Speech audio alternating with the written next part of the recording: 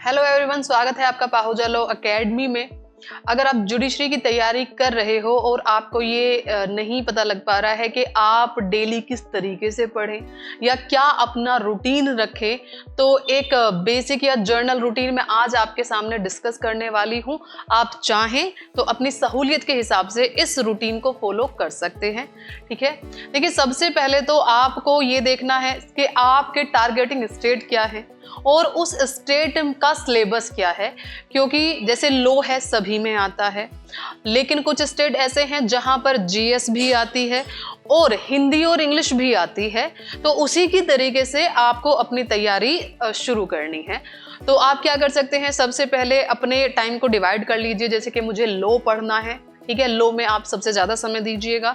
और जब आप लॉ के लिए समय दे रहे हो तो उसमें प्री और मेंस दोनों के लिए ही अलग अलग समय रखिए। जैसे सबसे पहले अगर आप मेंस की तैयारी कर रहे हैं तो मेंस आंसर राइटिंग करिए।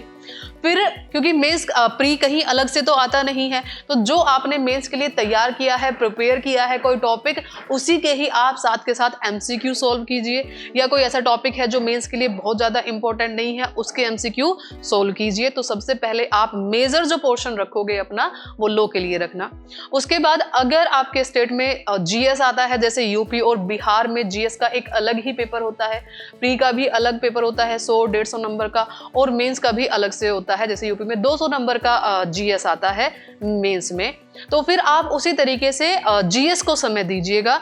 और जीएस को भी दोनों में ही, जैसे मेंस का भी, कि मेंस में किस तरीके से क्वेश्चन पूछे जाते हैं, किन टॉपिक पर आपकी कमांड्स होनी चाहिए, तो उसी तरीके से आप जीएस को भी ध्यान में रखते हुए उसे भी समय साथ के साथ देते हुए चलिएगा, वरना बाद में जीएस नहीं हो पाती है और आपका प्री काफी हद तक जीएस भी डिसाइड करती है।